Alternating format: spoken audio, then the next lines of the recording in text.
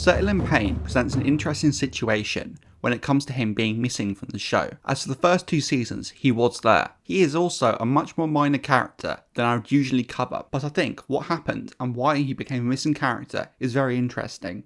ILYN served as the King's Justice, the royal executioner of Robert Baratheon, and is also the cousin to Podrick Payne, Tyrion and then Brienne of Tarth's squire. He is described in the books as a grim man with a thin face, deep-set pale eyes with hollow cheeks, as well as having no hair. Due to this, his looks tend to scare people, making him perfect for the role of the King's headsman.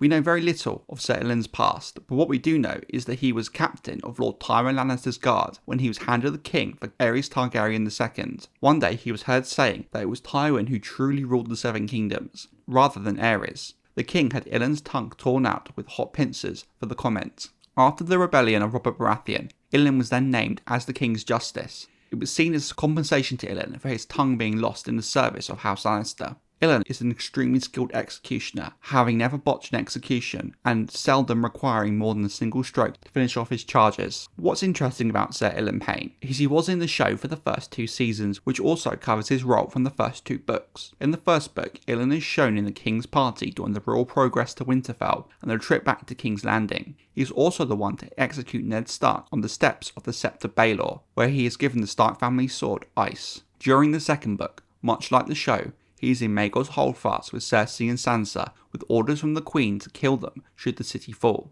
He is then used by Joffrey to kill some of Stannis' captured men after the battle. His only real role in the third book comes when Ice is taken from him and melted down into 2 new swords for House Lannister. He is given a new one by Tywin. He later gives his sword to Margaery Tyrell, who uses it to cut the pie at the Purple Wedding. Now, up until now, the show's take on ILYN has been very faithful, with nearly all his key actions from the first 2 books there. However, it's once we get to the third book and season 3 where ILYN suddenly is nowhere to be found. It's clear Ice is taken from him, but he is not at the Purple Wedding and is never heard of again.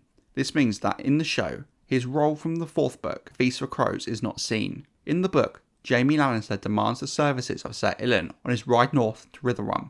It's during this that Sir ILYN starts to practice swordplay with Jaime choosing him for the role due to his missing tongue, thus being a mute, and also not being able to read and write, meaning that ILYN could never talk about Jaime no longer being able to fight since the loss of his hand. Sir ILYN Payne's role in the book is quite small.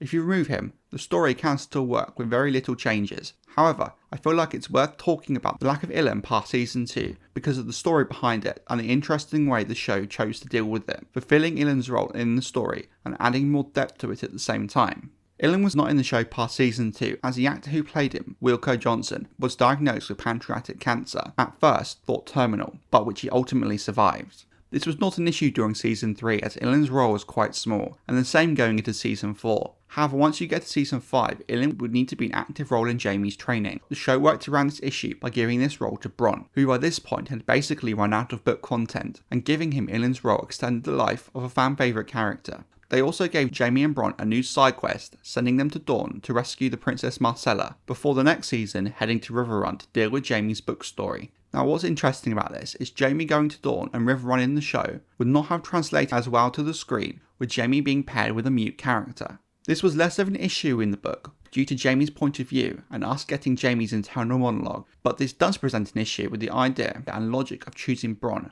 and why ILYN was chosen in the first place. Bronn can talk. Bronn has been proven to follow money, not the kind of man you want keeping a secret if you were Jaime. I do find it annoying as a fan who delves deeper into the lore that the show never mentions ILYN again and we never find out what happened to him. At one moment he was there and the next he was not. Even the throwaway line when Jaime and Bronn first talk about training, about how ILYN had died or something, wouldn't have been enough. Now in terms of the changes, if you look past the obvious flaw, I did enjoy Jaime and Bronn's dynamic. Their trip to Dorne, although ultimately and infamously poorly handled, had potential and the Riverrun arc was fine. Is ILYN a missing character? No, as he is in the show. Just he goes missing halfway through his story. I just think it's a good example of how the show managed to deal with a situation that was out of their control.